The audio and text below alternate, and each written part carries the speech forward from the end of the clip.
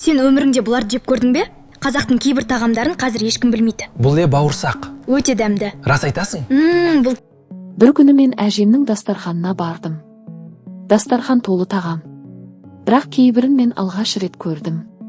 Сол сәтте түсіндім, қазақтың ұлттық тағамдары жай тамақ емес, бұл тұтас тарих.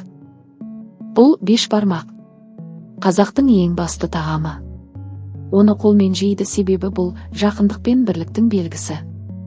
Бұрын көшпенділер етті бөлісіп жеп бірлігін сақтаған. Ал мынау қымыз.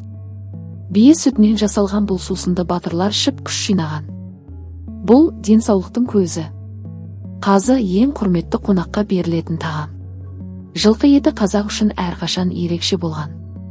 Шұбат түйе сүтінен дайындалады. Ыстық далада бұл сусын адамды бірден сергітеді. Бауырсақ әр үйдің берекесі. Қонақ келсе ең алдымен осы беріледі. Бұл қуаныштың символы.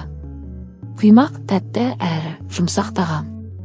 Балмен бірге жесе ерекше дәм береді. Ал бұл жент көшпенділердің энергия батончигі. Ұзақ жолда аш қалмас үшін арнайы дайындалған. Құртты қазақтар жолға алып шыққан. Ол бұзылмайды, ұзақ сақталады. Қатық ас қорытуға пайдалы сүт тағамы.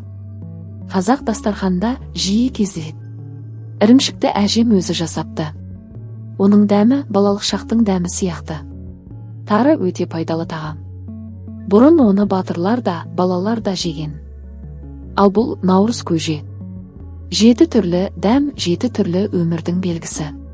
Сен осы тағамдардың қаншасын жеп көрдің? Пікірге жаз. Ал егер осыны көріп біреуін жегің келсе, лайк бас. Келесі видеода ұмытылып бара жатқан тағы да қазақ тағамдарын көрсетемін.